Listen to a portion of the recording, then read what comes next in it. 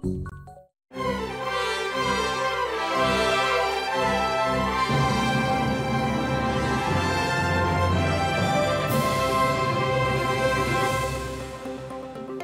众朋友早，欢迎收看10月12公司台记台早起新闻，我是陈怡真。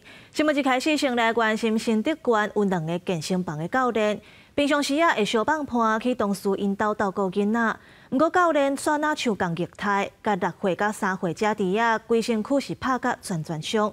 等到3岁小弟分去送病院，伫代志则别空。目前这2个教练已经裁定羁押禁见。健身房正常营运，门口写各式健身的课程。这间位伫新竹县的健身房，有2个做教练的4业的查甫人，轮流伫厝替女同事照顾6岁查某囝甲3岁后生，却是涉嫌虐待拍囡仔，造成2个囡仔规身躯拢是伤。一直到送病院了后，医护人员通报警方，代志才逼出来。搞个什么状况？是哦，啊，你们知道状况吗？知道啊。健身房其他教练无愿意加讲，根据检警调查，2个囡仔爸母离婚，跟老母伫台北租厝住。无读幼儿园，顶个月开始，予2个4业的教练照顾。查甫囡仔初6分期送病院，医护人员发现囡仔身躯有真侪身躯伤，生殖器有乌青，骹盘一大片流血。随报警，检方询问了后，认定2个人涉嫌离校犯法，刑罚伤害甲强制罪罪嫌，向新竹地方法院申请羁押禁见。检察官经讯问后，认为被告2人涉嫌违反《儿童及少年福利权益保障法》、刑法、伤害以及强制等犯罪嫌疑重大，并认为有串证湮灭证据之余，于113年10月8日晚间向新竹地方法院申请羁押禁见。新竹地院初告裁定羁押禁见。案发了后，查某囡仔已经由新竹县社会处派社工安置，查甫囡仔即阵医院住院观察。因为2个囡仔老母平常时会替囡仔洗身躯，为安怎无发现伤势？检警也正伫调查。记者综合报道。高雄有一个92岁妇人人，昨透早5点外要过车路时，青灯拄好变红灯，历史这个妇人人去互轿车撞到，当场死亡。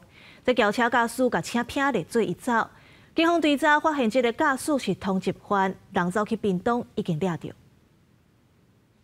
昨一透早5点外，天也未光，92岁是大人行伫行川线要过马路，雄雄位正边出现一台车，甲伊弄飞。那就嘣一个，妇人当场死亡，肇事驾驶煞甲车弹咧人走去。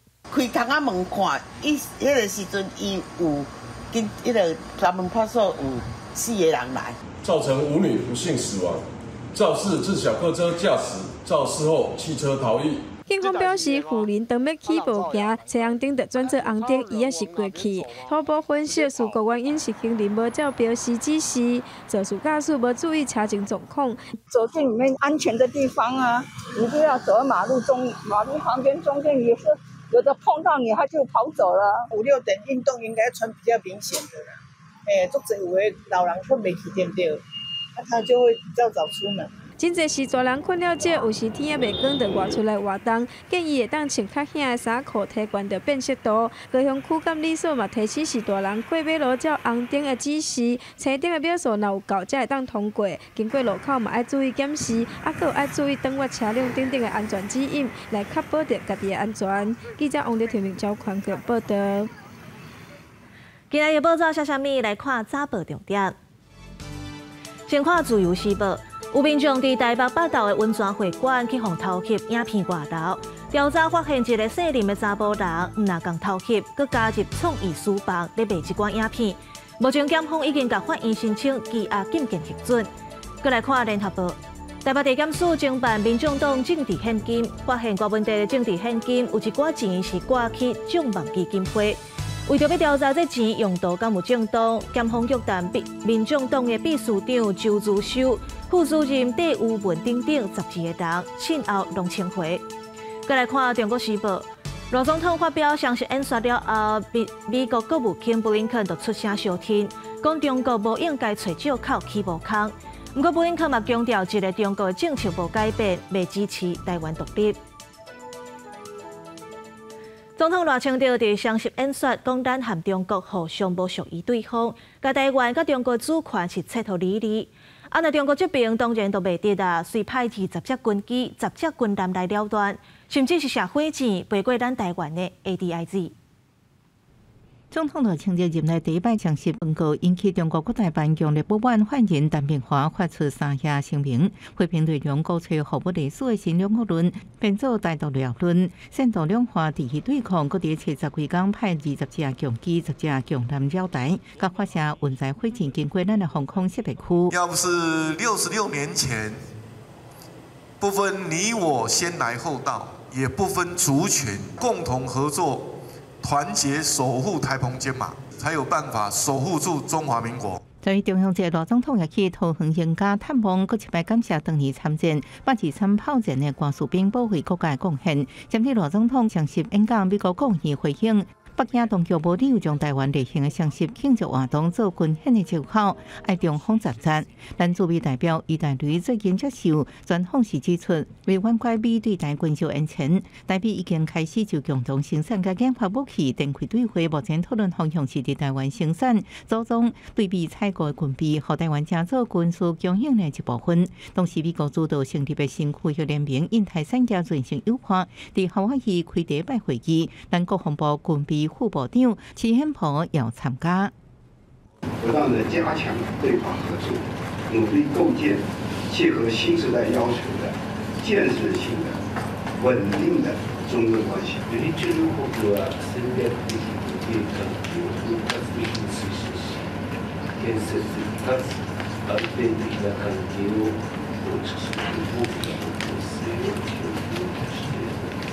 新上任的一位首相就破幕参加当协峰会，也甲中国国务总理李强伫场边会谈。根据日本外务省新闻稿，就破幕向李强强调台海和平正重要。咱的外交部指出，日本高度重视台海的立场无变，也是国际民主定义共识。记者综合报道。 为着要让明年度中央政府的总预算会当顺利审查，行政院长杜英泰、立法院长韩国瑜招调野党团做伙食饭要和解。不过会后，国民党和民众党讲行政院无具体方案，感觉真遗憾，这也代表和解无成功。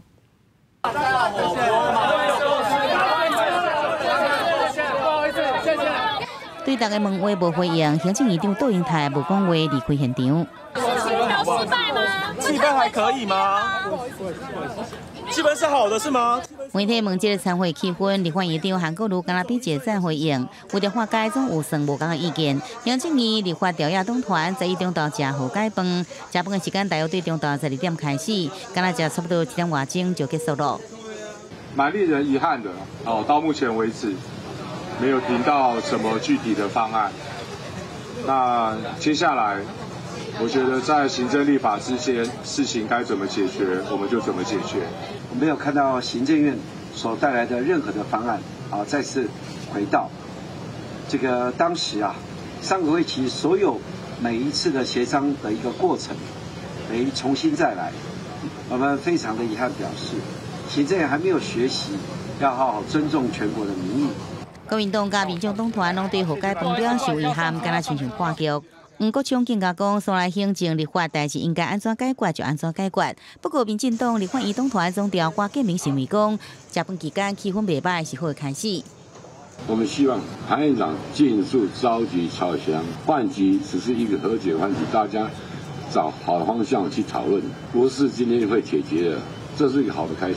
我刚刚看你缓慢的走进来，步态蹒跚的样子啊。刚刚中午的朝野和解饭。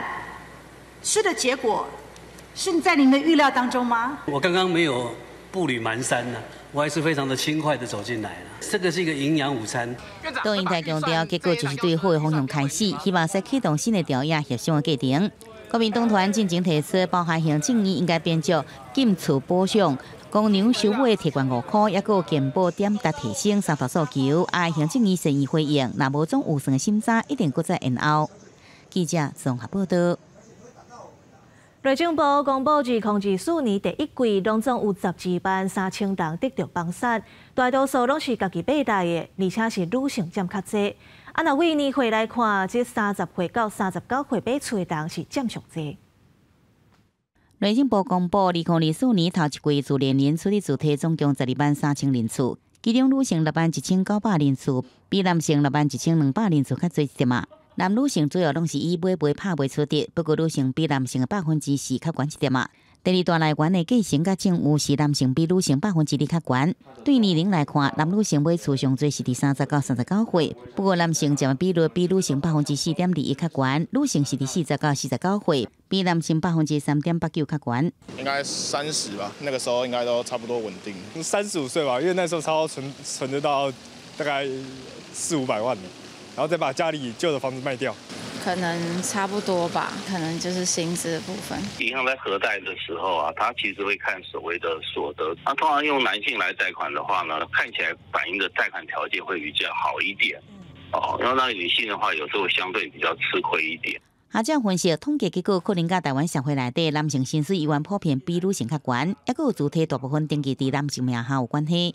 另外，根据联定中心的统计，今年头一季有办屋贷款的人，平均贷款期数达到305个月，顶有超过25年，也是对新青安政策实施了后，连续3季来到300个月。去年的新青安推出之后，最多40年起这样子的一个方案，所以他把整个房贷期数又进一步拉长。专家讲，由于厝价遮贵，即买厝的人对着长年期房屋贷款，大部分是用好用满，也毋过伫银行对着房屋贷款也渐渐保守。宽限期利息嘅慢慢提悬之下，建议民众若有钱，会用先来行贷款。记者综合报道。交通部预告未来要规定外送平台收费的标准要定好清楚，这订单要按照基本的运价甲距离来算钱。若是互外送人员爱搁等爱爬楼梯，这可能拢着爱加收钱。新制咧按算11月底就会施行。外送人员软过大家小项，甲食米送予消费者。中国外送产业工会长期反映，外送平台的运费公式无公开，对外送员来讲薪水无保障。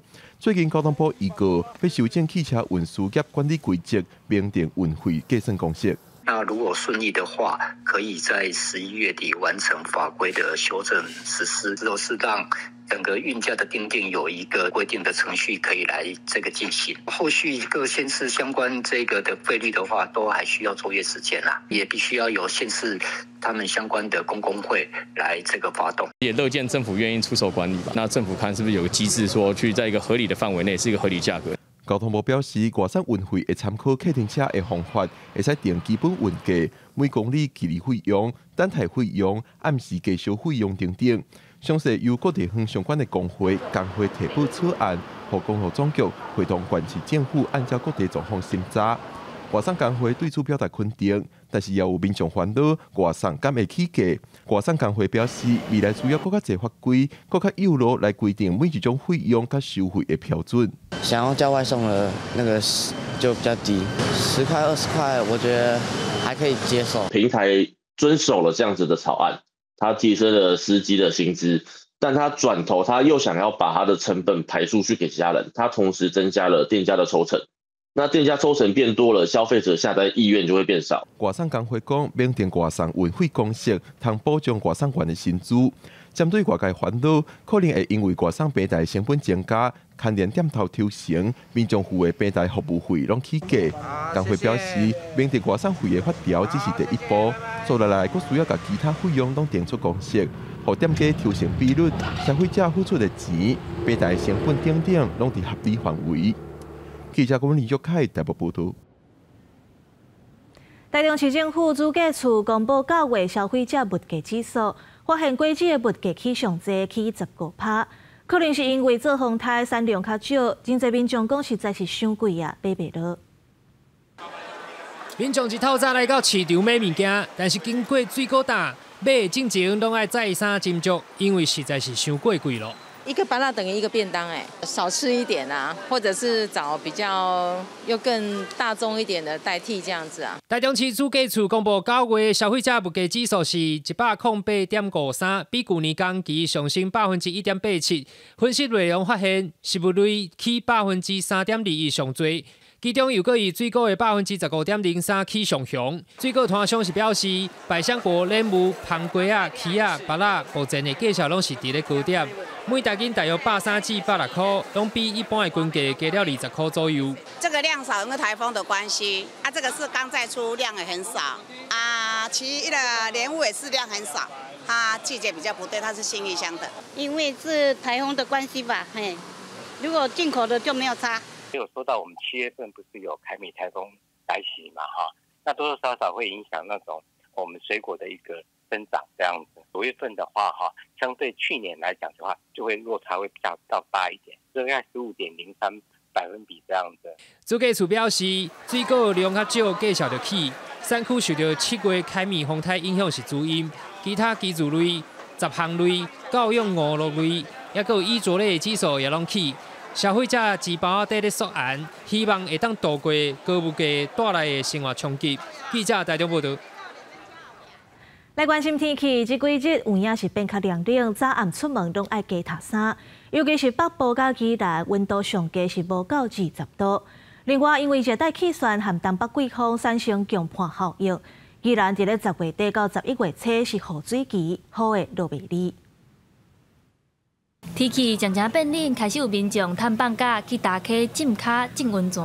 不过气象署提醒，过来要去宜兰佚佗的民众就要注意啊！受到强盘效应的影响，宜兰地区伫10月下旬到11月顶旬会开始出现长时间而且落袂停的雨。东北季风下来的时候呢，就比较有可能在这个东半部迎风面造成比较大一点的降雨，这个是比较偏向是10月、11月这段季节的特征，其实就是宜兰的雨季啦。那强盘效应造成宜兰地区高落大雨，气象署表示，今年后半年反性阴现象愈来愈明显，台湾水汽增加，造成台湾天气温暖佮湿湿，未来有可能会进入落雨的季节。那假使东北季风这样子下来的话呢，那在这个地方降雨可能也会比较活跃一些，但是就是也是一样。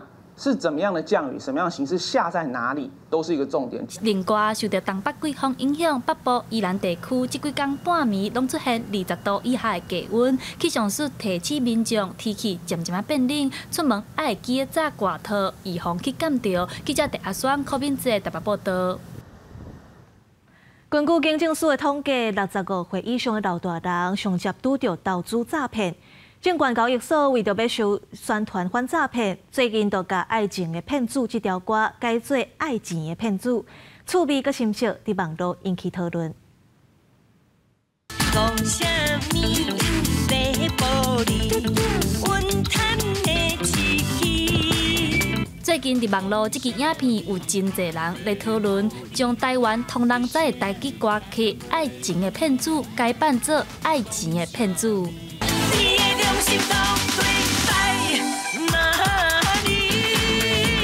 这支影片是证交所邀请名册王彩华、陈大天、奥运金牌王麒麟、林菊婷来翕的，目的就是为着要预防投资诈骗。有时大讲，这条歌曲就是因平常时跳恰恰运动的歌曲，感觉真实在，嘛真趣味，预防诈骗有洗脑的效果。我爱听台语歌，嘛爱跳迄恰恰，那个歌词无共款。哦，就是讲叫咱小心哦，莫互人骗哦，因为阮朋友有人互人骗。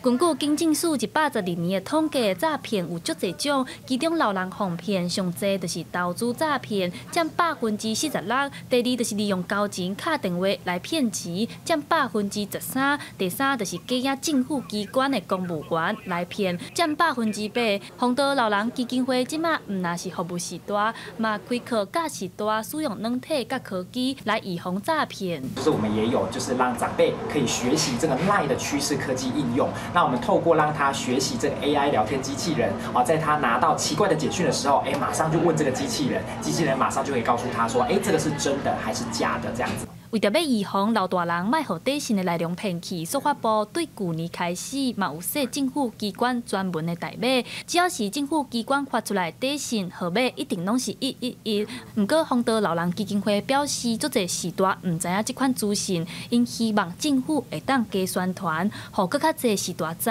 记者陈阿双、柯敏哲台北报道。真侪台湾人介意日本文化，有人会去日本读册、做事，甚至是伫日本定居。台语台青春咱的梦下暗7点半要带乡亲来去日本，看咱台湾的少年人伫日本创业的过程，安怎来推广台湾文化。爱请人做迄个金属模，所以你爱开做侪钱，这成本爱10万。张宏玉伫10多年前为着学做红仔，去日本读专科的。也搁去庆应大学读研究所，前5年去真出名做红仔的公司食头路。为着创作家己的 IP 红仔，去年离职改做自由接客式，虽然薪水无济，不过伊是真欢喜心。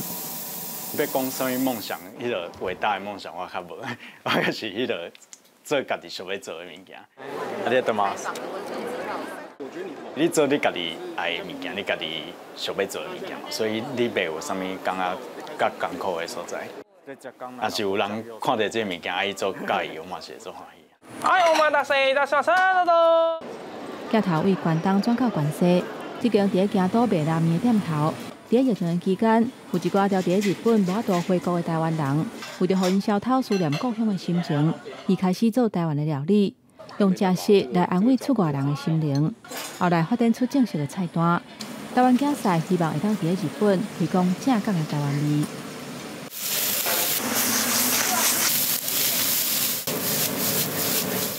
日本食，有的人会讲会拍到咱台湾的看板。啊，毋过做出来这毋是台湾味的物件，所以我想要做的是真正的台湾味。伫台湾真正快汉药，因为法规甲医疗体系，还有历史文化的差别，伫日本是真罕见，嘛无啥理解。王一定是庆应大学研究所出业的，伫日本用社群媒体宣传、甲现场活动等等的方式，希望甲台湾汉药的文化推广去更较侪所在。就是我爸爸是在台湾也是开中药店的。后来是来日本留学的时候，才发现就日本没有台湾的中药，然后那个时候才发现，就是台湾中药很珍贵，是一个很好的文化。台湾青年伫咧海外打拼，加减会拄到困难，不过因用行动展现勇气甲坚持，写出属于因独有的故事。记者洪兆生、吴一修日本报道。天气报你知，今仔日受到东北季风影响，各地透早暗时是较凉凉。基隆北海岸、大台北地区含东半部会落短暂雨，其他的所在甲平湖、金门、马祖是侪云到好天。过到了后，南部甲其他的山区会落雷公雨。做伙来关心今仔日各地台温度。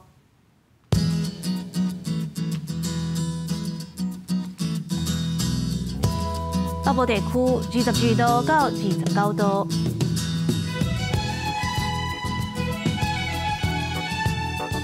中部地区21度到31度，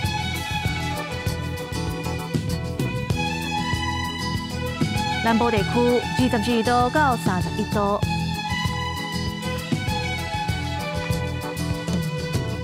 东部地区21度到29度，华岛地区22度到28度。感谢你收看今仔日的早起新闻，我是陈怡晶，明仔载同这个时间，咱再会。